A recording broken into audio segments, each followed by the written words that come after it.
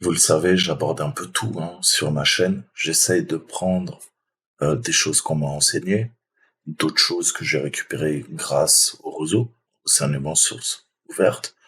Et là, on va parler un petit peu de la cybersécurité, du blue teaming et de l'évolution de nos sociétés qui sont toutes digitales, toutes numériques.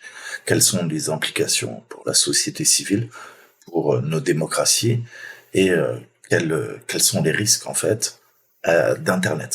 On va aborder plein de sujets. Je vais vulgariser, je vais faire des vidéos très courtes. Je vous ai mis les podcasts vers l'Electronic Frontier Foundation. Ce sont des gens qui se battent depuis plus de 30 ans pour vos droits numériques.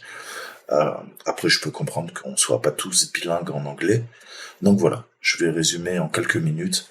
La première vidéo, on a Windows Snyder, donc qui est une excellente analyste en cybersécurité. Et on va essayer d'appliquer ce qu'on appelle dans l'armée, enfin ce qu'appellent les militaires, je suis pas militaire, moi, vous le savez, c'est la méthode MEDO. MEDO, c'est ce qu'on appelle la méthode d'élaboration d'une décision opérationnelle. Donc quand vous êtes formé en fait au commandement dans l'armée, notamment dans l'armée de terre. On a l'enseignement tactique, aux techniques, aux procédures et à la doctrine. La doctrine militaire, tant stratégique, donc la vision d'ensemble globale, que la vision tactique. Je vous ai dit l'esprit red teaming, on y reviendra, je prépare les cours, c'est un sujet extrêmement complexe, j'essaye à chaque fois de vulgariser, puisque tout le monde n'est pas au fait de tout ça, tout le monde n'a pas forcément les connaissances, j'essaie d'apporter un sujet complexe et de le vulgariser au maximum. Vous savez, moi je sais faire que ça. Faut pas me demander trop de détails, je vulgarise. D'accord? Mais comme ça, peut-être ça peut intéresser des gens qui ne seraient pas intéressés à différents sujets, l'ingénierie sociale, la cybersécurité, le hacking, le monde militaire, le monde du renseignement, tout ça, tout ça. Ce que moi j'ai lu, ce que j'ai appris tout seul comme un grand, personne m'a formé. D'accord? Donc encore une fois, ça n'engage que moi, mais là, aujourd'hui, ça sera la vision de Window Snyder. Alors déjà, vous allez me dire, c'est qui cette brillante femme? Bah, écoutez, c'est une experte américaine en sécurité informatique. Vraiment une très grande dame. On a toujours l'image en cybersécurité du hacker avec ma capuche. Moi-même, là, je suis avec ma capuche en train de vous parler. J'ai mon masque d'Anonymous. Je commence à transpirer, j'ai un peu chaud. Plus sérieusement, il y a beaucoup de femmes. Il y a des femmes extrêmement brillantes. Windows. Alors, Windows, pas Windows. Elle a travaillé chez Microsoft. Elle a travaillé aussi chez Microsoft. On aurait pu l'appeler Windows. Ok. Bon, j'arrête les vannes vaseuses. Donc Windows, c'est une des responsables de la sécurité. Elle a été chez Square Inc., chez Apple, chez Fastly, chez Intel, chez Mozilla Corporation. Elle a été stratège principale en sécurité chez Microsoft, d'après sa page Wikipédia. Elle est co-auteure d'un bouquin que je vous conseille si vous êtes bilingue, si vous avez un petit peu d'argent, ou essayez de le trouver en source ouverte. Je vais le dire en ces termes, c'est un manuel standard sur la sécurité des applications. Si plus tard vous aimez la programmation, vous vous dirigez vers de l'ingénierie logicielle, je ne peux que vous encourager à lire son excellent bouquin Threat Modeling, donc modélisation de la menace. Donc elle a réfléchi, elle a 47 ans, elle a réfléchi depuis son plus jeune âge aux risques et aux implications de nos sociétés et de la cybersécurité. Elle s'est vite rendu compte que, comme elle vient de la scène hacker, son petit nom c'était Rosie the Rifter, euh, elle a cette mentalité de hacker. Donc on l'a engagée pour, je vous dis toujours, penser en dehors de la boîte. On a généralement dans les grosses compagnies ce qu'on appelle le top 100, le top 500, donc le top 100 des entreprises les plus riches, ou le top 500, celles qui se sont fait hacker il y a pas si longtemps que ça, par, euh, par lapsus d'ailleurs, ces petits jeunes, principalement d'Angleterre. Les pauvres se sont fait arrêter, mais ils ont tout déchiré en termes de hacking, rien à dire. Autodidacte, très jeune. Mais revenons à elle. Je vous disais qu'elle s'est intéressée au sein de Microsoft euh, à la méthodologie, au logiciel de modélisation de menaces. Elle était responsable de la sécurité et d'approbation à l'époque de Windows XP et de Windows Server 2003. Elle a créé comment dire, cette mentalité chez les ingénieurs de Microsoft et des hackers, en fait, pour les mettre en relation pour améliorer les logiciels de chez Microsoft. Et c'est ce qu'elle explique dans ce podcast, en fait. C'est que c'est pas une chose qui s'est faite naturellement. Je vous disais, dans les années, alors vous avez pas connu cette époque-là, moi-même j'étais très jeune, mais à la fin des années 70, début 80, il y avait une réelle opposition, dichotomie entre la scène des hackers, qui était principalement underground, et les ingénieurs corporate qui travaillaient pour les plus grosses entreprises, Microsoft, Apple, Bell, AT&T, etc., etc. HP, Dell, je pourrais vous en citer plein, Compaq, etc., etc. Donc, il a fallu faire comprendre à ces grosses sociétés que c'était dans leur intérêt de ne pas leur cracher dessus, de ne pas envoyer le FBI, la NSA, les services de renseignement euh, pour les mettre en prison, mais plutôt qu'il fallait recruter ces jeunes ingénieurs, parfois autodidactes, pour améliorer la qualité des produits. Alors en 1992, mais ça a été concrétisé en 1995, il y a Bill Gates, le fondateur de Microsoft, qui a écrit un article, un mémo en interne qui s'appelle Raz-de-marée de l'Internet, Internet Tidal Wave. Donc ça date de 95 et qu'est-ce que dit en synthèse Bill Gates à ses équipes, c'est que maintenant il faut prendre en compte, on peut plus se permettre de faire des logiciels de merde. Microsoft dans les années 80 a été énormément décrié pour ces logiciels qui étaient bourrés de bugs, de failles. Alors on n'avait pas encore Internet, mais déjà, je vous disais, la scène d'underground de hackers avait vite pris conscience des réalités du terrain et très souvent, quand ils allaient remonter ces failles à Microsoft, à d'autres sociétés du Nasdaq, eh ben, on leur crachait dessus. On les prenait pour des petits cons, des petits adolescents, hackers, enfermés dans leur garage, qui n'avaient pas vraiment de vie, des no-life, comme on les appellerait, les otaku. Mais voilà, c'était mal vu. C'était mal vu, alors que ces gens-là, en fait, les hackers, les vrais hackers, ont posé les pierres à l'édifice de ce qu'est la cybersécurité aujourd'hui. Vous savez que ça passe par la détection des vulnérabilités, les tests d'intrusion en grandeur nature pour pouvoir trouver les failles intrinsèques dans la plupart des solutions, soit logicielles, soit matérielles, euh, qui nous entourent. Tout est technologie, vous le savez aujourd'hui. Et c'est exactement de ça que parle Windows. Donc ce qu'elle explique en fait, c'est qu'aujourd'hui, tout est connecté à Internet. Votre machine à café, votre voiture, votre thermostat, on sait ce qu'on appelle aujourd'hui les IoT, Internet of Things, l'Internet des objets. Et le problème, c'est que pour des questions de coût, des questions on veut toujours aller plus vite. Je vous ai expliqué que depuis Internet, c'était vrai avant. Je vous ai dit les bateaux, ensuite les avions. Tout ça a fluidifié le commerce international, nos prises de décision et la transmission de l'information. À l'époque de Napoléon, il fallait envoyer un messager à cheval pour pouvoir transmettre des messages, traverser l'Europe. Ça mettait des jours, voire des semaines. Quand vous étiez en bateau, je vous le dis toujours, pour aller de l'Angleterre jusqu'à l'Australie, il fallait des mois, il fallait des semaines. Donc les bateaux sont devenus de plus en plus rapides. On est passé des bateaux à voile à bateaux à vapeur, bateaux à charbon, ensuite les bateaux gasoil, pétrole, nucléaire, etc., etc. Vous voyez où je veux je veux en venir, ben c'est pareil, hein. Les débuts de l'internet, c'était extrêmement lent. On avait des modèles 16K, 28K. Après, on a eu des 56K. On va dire que ça a été le début de la révolution internet. On parle de ça fin des années 89, 90, 91, première guerre du Golfe, pour ceux qui s'en rappellent.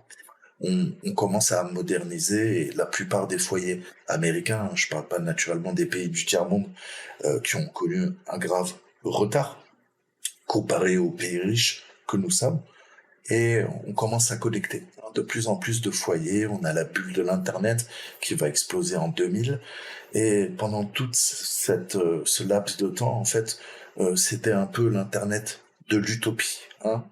On pensait que Internet allait libérer le monde, émanciper nos démocraties et être vecteur d'un vivier à la fois intellectuel, à la fois technologique, et qu'il y aurait une convergence, peu importe ta couleur de peau, ta religion, euh, ta géolocalisation sur la Terre, on pourrait tous communiquer et trouver des foyers, des centres d'intérêt, des moteurs d'intérêt, des passions en commun. Nous, c'est peut-être le hacking qui nous rejoint dans la communauté, la curiosité, la soif de connaissance. Parce qu'il y a encore des gens qui veulent pas apprendre. On l'a vu aujourd'hui, et on citera pas de nom. Mais voilà, des gens curieux qui veulent apprendre. Donc on a essayé de connecter de plus en plus. Mais en connectant de plus en plus, on s'est rendu compte que on fragilisait l'ensemble du système.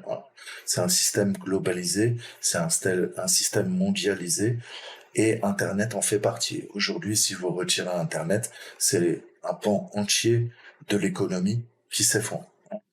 Et c'est qu'une partie du puzzle, hein. Vous savez que c'est extrêmement complexe. Ce qui en fait la force, hein, c'est que les pays, vous le voyez en ce moment avec la crise Ukraine, euh, Russie, c'est quand même dur de se faire à la guerre, hein, puisque derrière il y a des sanctions, il y a des restrictions. Donc heureusement, ça c'est une bonne chose, mais en même temps, je vous ai dit, plus le système est complexe, plus le système est globalisé, plus forcément ça devient le colosse au pied d'argile. Donc c'est ce que nous explique Windows. On a voulu faire en hâte, gagner beaucoup d'argent, puisqu'on est une société capitaliste, faut pas l'oublier, et on a oublié en fait que par souci, hein, de d'impératifs économiques, et puis que ça soit facile d'accès, entre guillemets, on n'a jamais vraiment mis la sécurité, votre sécurité, euh, comme une prérogative primordiale, hein. On s'est dit on verra plus tard pour la sécurité. Et le constat, c'est que on a, allez, hein, si on parle du PC, du personnel computer, on a 25 ans. Pendant 25 ans, on a amélioré les technologies, OS X10, on a l'iOS, on a Windows, on a Linux, on a avancé brique par brique, hein, logiciel, matériel, et on a fait tout notre possible pour essayer de sécuriser un tant soit peu, de compartimenter, hein, et d'avoir des systèmes extrêmement complexes, mais à la fois résilients. Il y a depuis une dizaine d'années la cybersécurité qui est les acteurs majeurs ont compris que c'était important. On a des patchs de plus en plus fournis, de plus en plus conséquents, de plus en plus comment dire quotidiens, voire hebdomadaires. Donc ça c'est une bonne chose, ça permet d'améliorer, hein, puisqu'on dresse un modèle de menace, hein, en cybersécurité, et c'est ce que Windows Snyder a fait depuis le départ. En fait, elle a monté sa propre boîte. Je vous disais, elle a travaillé chez Fastly, chez Mozilla. Elle a travaillé auprès d'Apple, hein. Elle a réfléchi aux stratégies, aux fonctionnalités d'OS X, d'iOS, hein.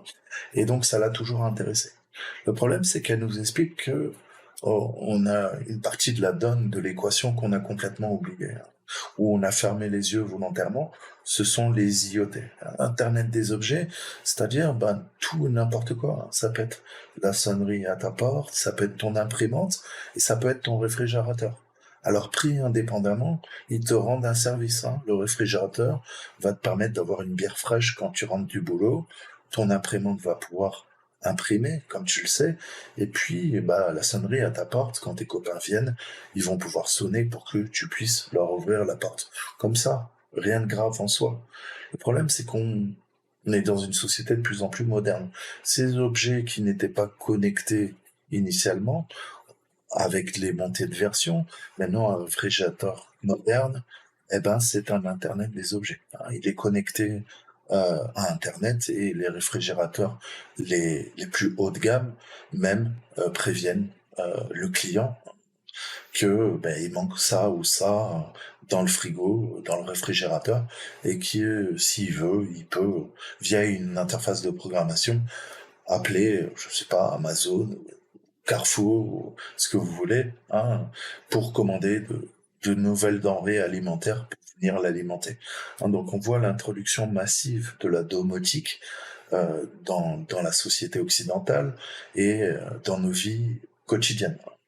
Même les sonneries maintenant sont connectées, vos imprimantes sont en réseau, et là, ça commence à impacter nos vies. Hein, puisque moi, je peux lancer une APT, rentrer dans ton imprimante et installer un programme résident, et je serai bien au chaud. Jamais tu te diras que ta propre imprimante est en train de t'espionner, mais non seulement elle t'espionne, mais elle est en réseau, elle va pouvoir pirater toutes tes périphériques chez toi. Hein, elle, tu la regardes d'un bon air, c'est juste une imprimante. Mais tu sais pas qu'un hacker, ou peut-être des hackers étatiques éventuellement, sont rentrés dans ton imprimante via une porte dérobée, une 0D, qui est connue que par les initiés, et qui va commencer à prendre l'ensemble du contrôle des périphériques sur ton réseau local, chez toi, à la maison, ton réfrigérateur, et puis ta sonnerie, tes caméras de surveillance, toute ta domotique va pouvoir servir à t'espionner, hein, sans que tu t'en rendes compte. Et là, on voit que ça commence à être quelque peu inquiétant. Hein. On voit l'entrée de l'électronique et puis les interconnexions, hein, comme on voit les systèmes de contrôle logique, les PLC, les ICS, les systèmes SCADA, hein, dans l'industrie, qui n'étaient pas connectés. Bah maintenant, une centrale nucléaire est connectée à un barrage, est connectée à une, ce que vous voulez, hein, une usine de fabrique de ceci, de cela. Bref, interconnexion des réseaux électriques, de gaz, de pétrole, les pipelines. Hein, on a vu des explosions de pipelines qui étaient visiblement la résultante de cyberattaques. Hein. Donc c'est assez inquiétant, encore une fois. Si je peux m'amuser à ouvrir les portes de ta voiture, il n'y a pas beaucoup de dégâts. Si je commence à pirater un barrage et je le fais péter, hein, et que je vous dis toujours, je prends cet exemple, il y a des milliards de litres qui partent dans une vallée, vous savez que ça va faire des inondations, ça risque de faire des morts. Donc les implications ne sont plus du tout les mêmes. Le problème, c'est que avec ces réseaux connectés, hein, et cet Internet des objets, bah, ces équipements qu'on te dit, écoute, et c'est vrai, on n'a pas envie de vivre ostracisé, on n'a pas envie d'être dans une grotte, hein, il faut vivre avec son temps. La technologie en soi n'est pas mauvaise, mais il faut quand même avoir un regard critique, analytique sur la société, sur les implications pour notre société, et se dire que, en effet, ces objets peuvent être tous militarisés. Hein, c'est ce principe de weaponization. C'est-à-dire que n'importe quel objet qui est Internet des objets, hein, ta propre montre que tu portes au poignet, ta smartwatch, eh ben écoute, on peut s'en servir sans que tu le saches contre toi. Hein. On va pouvoir récupérer tes données biométriques, activer les micros, activer la caméra, et il n'y aura pas forcément une LED qui va clignoter. Hein, je fais une petite anecdote, tu te reconnaîtras mon copain. Donc voilà, hein, vous avez plein d'objets qui peuvent vous espionner, vous avez été compromis, vous êtes tranquillement chez vous, hein, vous vous sentez en sécurité, c'est normal, c'est la psychologie, on est à la maison, on est détendu, mais tu le sais pas, il y a plein d'objets qui peuvent être compromis et qui peuvent t'espionner. Et c'est vraiment ça, hein, le raisonnement de Windows, c'est de dire maintenant on doit penser en termes d'ingénierie logicielle, matérielle, comment on va pouvoir sécuriser tous ces objets, Internet des objets, qui parfois ont un cycle de vie court, hein, puisqu'on demande en tant que consommateur que tu rachètes tous les 2 ou 3 ans un téléphone. Hein. La plupart des standards C'est le problème aussi, il faut réfléchir en termes de législation. Est-ce qu'il faudrait pas changer les lois pour dire, écoutez, bah ouais, non, c'est pas parce qu'un téléphone en moyenne est changé tous les 3 ans que, bah, le téléphone n'est plus à même de fonctionner. Peut-être il peut servir à quelqu'un d'autre. Et le problème, c'est quoi? Bah, c'est que le fabricant, lui, généralement, au bout de 2-3 ans, tu verras que tu n'as plus de mise à jour. Donc tu te retrouves avec un système qui va être pen testé, on va avoir des acteurs malicieux qui vont trouver des failles 0D, et ces failles 0D vont se retrouver dans la nature, et on ne corrigera jamais ton matériel. Tu te retrouves de facto avec un matériel obsolète, c'est la société de consommation qui te pousse à ça, et en plus, en termes de vie privée, ta sécurité est menacée. Pourquoi? Parce que tout simplement, il n'y a plus de mises à jour qui sont faites. Donc elle se bat pour ça, pour former les ingénieurs à pousser des mises à jour beaucoup plus régulières, et plutôt que proposer, comme le font la plupart des fabricants, de nouvelles fonctionnalités avec les montées de version, commençons déjà à corriger les 0D. Commençons à corriger tous les bugs. Après, optimisons le code, optimisons le matériel pour gagner en performance, en économie d'énergie. Et quand ces deux choses sont faites, uniquement, on aura la troisième, c'est-à-dire des montées de version pour apporter de nouvelles fonctionnalités. Mais avant tout, ça sert à rien d'ajouter des nouvelles fonctionnalités si vous avez des objets, des milliards d'objets interconnectés. Dans 20 ans, l'Internet des objets, et quid de la sécurité? Qu'est-ce qu'on va faire de tout ça? Et puis des mises à jour pour faire quoi? De la sécurité ou pour vendre de la merde aux gens, de plus en plus de fonctionnalités et tu ne sais pas quoi en faire. Par contre, dans ton dos, des acteurs malicieux vont pouvoir détourner ces objets sans que tu en sois conscient. Comment sécuriser en fait l'Internet pour en faire un meilleur monde? Vous savez qu'Internet, c'est une lutte intestine pour le pouvoir, à la fois pour les agences de renseignement, à la fois pour les GAFA, les grosses sociétés. Vous savez que vous valez 200, 250 millions de dollars. Votre identité numérique, en termes de part de marché, ce que vous pouvez rapporter aux entreprises, puisque vos données seront vendues, je vous dis toujours, vous finirez peut-être pauvre. Par contre, sur vos gueules, on va s'enrichir. Pendant une vie, on estime à 200 millions de dollars grâce au big data que vous allez générer, grâce à vos avatars. Et vous ne toucherez jamais cet argent. Ok? Donc comment on peut changer ça?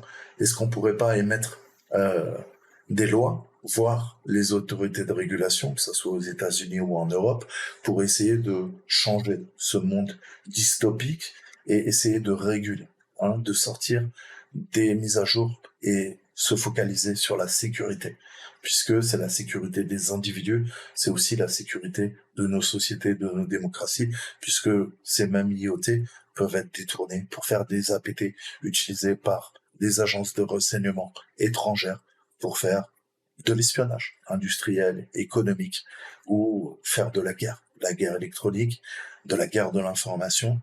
Donc, on voit que c'est extrêmement fragile. Et plus nos systèmes sont interconnectés sur Terre, gaz, pétrole, je vous disais, euh, réseau électrique, etc., plus il y a des points de défaillance et on a un système qui est non résilient.